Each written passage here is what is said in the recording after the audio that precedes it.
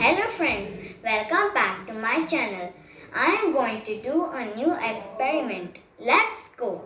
For the experiment, I take one plate and put candle into the plate. Now I pour some water into the plate.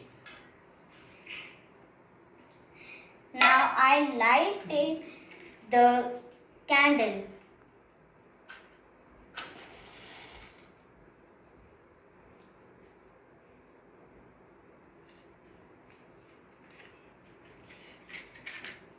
Now I covered the candle by the glass and see what is happened here.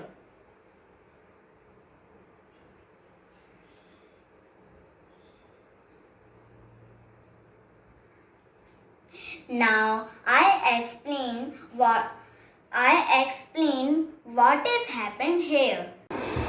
The candle flame consumed all the oxygen available inside the glass.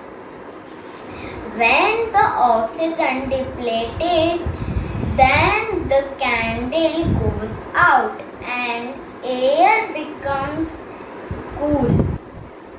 Of the air decreases and the water started to come up. Thank you. I hope you like this video. So please subscribe, like, comment and share. Thank you.